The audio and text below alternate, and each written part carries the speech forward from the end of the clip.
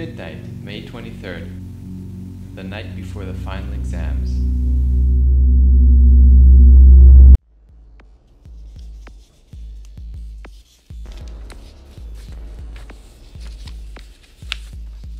At this point in time, students around the world are doing last-minute preparations for the day that could affect the outcome of the rest of their lives.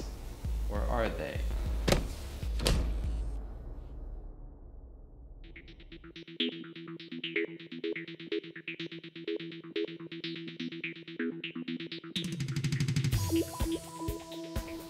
Are exams given the same valued importance in every school system?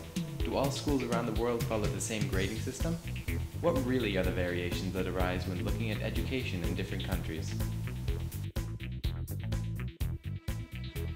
In today's world, intercontinental travel is very common and many families move internationally, perhaps due to work or for other reasons. Sometimes the country or even city to which they move can be determined by which education they want their kids to have. We have looked at 3 separate systems of high schools in America, Sweden, and the IB International School Program. Through interviews with students, we found the similarities and differences between them so that you can make a more informed decision about which education would be best for you.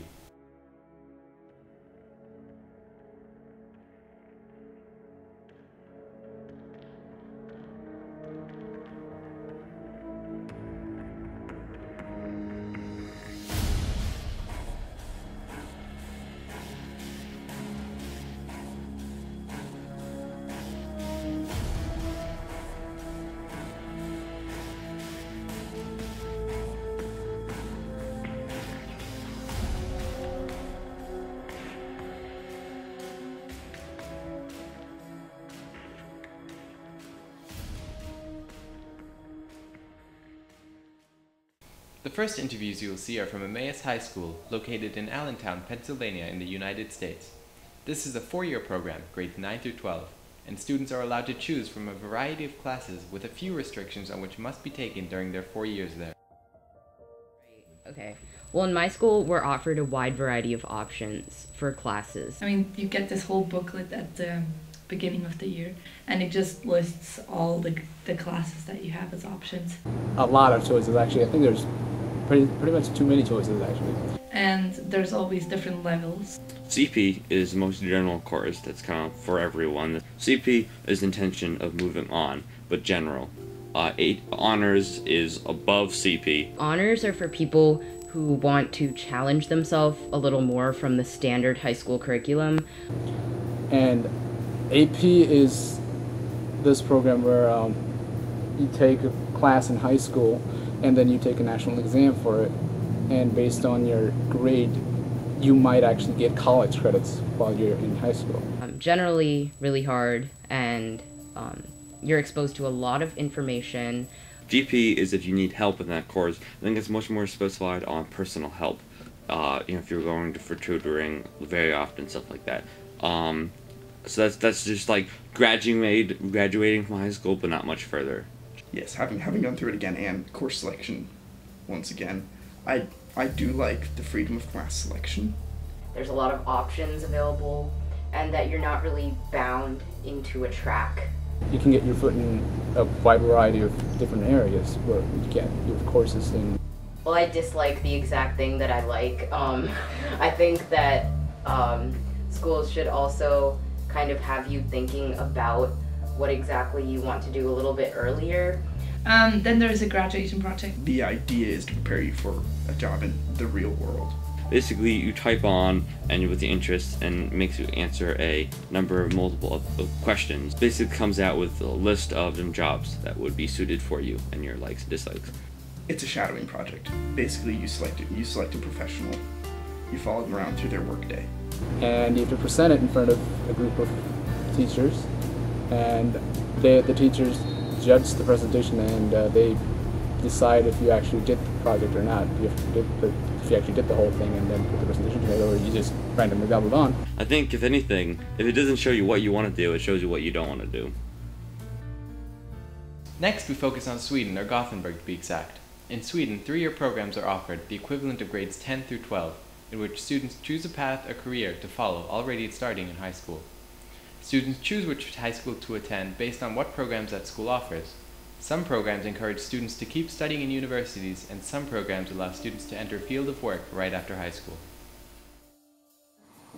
I svenska gymnasiet finns det väldigt många olika linjer, så du bestämmer ganska tidigt vad du vill rikta dig in på. Till exempel samhälle, det är en ganska så här bred linje och du måste läsa vidare efteråt. Natur, ja. Du väljer en inriktning och så sen antingen läsa vidare efteråt eller en inriktning på ett yrke som du lär dig.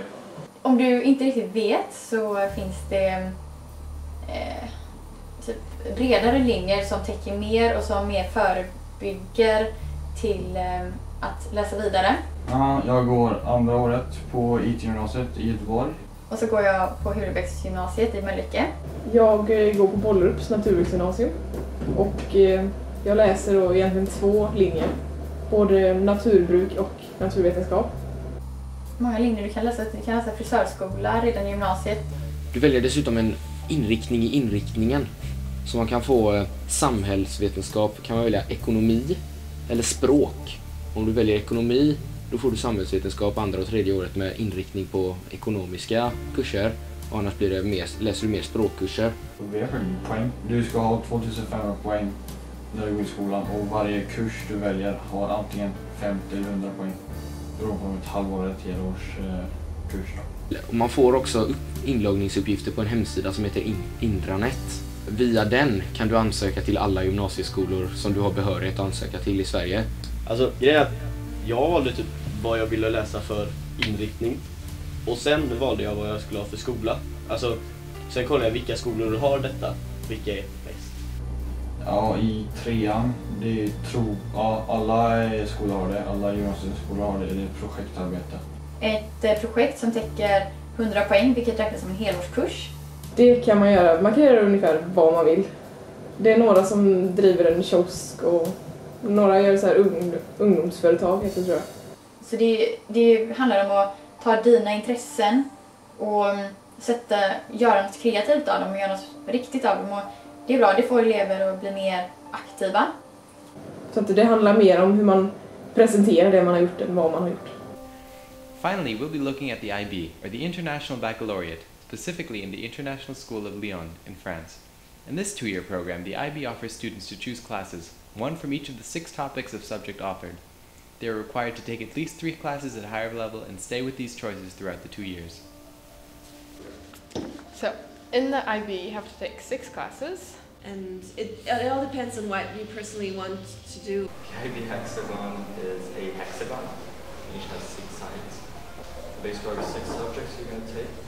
And then in the middle of the hexagon, you're going to have a Senate essay, test hours, TOK.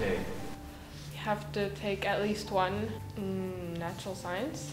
Math is required for everyone. And there's 3 levels in math, like higher level, standard level, and studies. We have a studies level, which is good because for math, people have different abilities. Yeah, mathematical taste. Got group 1, which is English. You can take English B or A, but if you take English B, you'll have to take, for example, French A2. You can either choose art or choose 2 humanities or choose 2 sciences.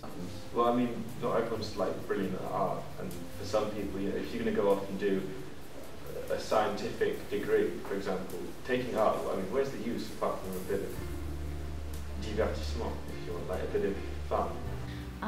You can pick and choose your subjects, and since there's 6 of them, it's more than in other systems. For example, in England, where you only have 3 A levels, yet there's less than in other systems. For example, the French system, where you can easily have up to 10 and 11 subjects. So it's right in the middle, which is a good breadth of subjects, and you can go into quite a lot of depth, but at the same time not overloading yourself with too much. In the IB, you are obliged to have 3 high levels. Higher level goes into much more depth than standard level does. It's much more difficult. If you compare it to the AP system in the States, AP is in between standard level and higher level. Another compulsory class is theory of knowledge. Okay. I mean, it's to broaden your understanding, to make you question things. You know, it's to really open your eyes up to the world. And we also have to do an extended essay where we choose one subject. I'm choosing to do my subject in biology. Extended essay can be based on any subject you take. To pass the IB, you have to have a certain number of hours of CAS. For CAS, we need to have 50 hours for each of the 3 categories, which is creativity, action, and service, which is a total of 150 hours. Well, CAS is to create a balanced individual between, and like someone who gives something back to the community, someone who does exercise, is active, and also someone who's creative, so it's really to create a balanced individual. Well, to be honest, I'm in the IB system because I'm in France and I don't really have a choice of French schools as I can't really speak French. And for international recognition, IB is recognized and it's an international baccalaureate, so that's good.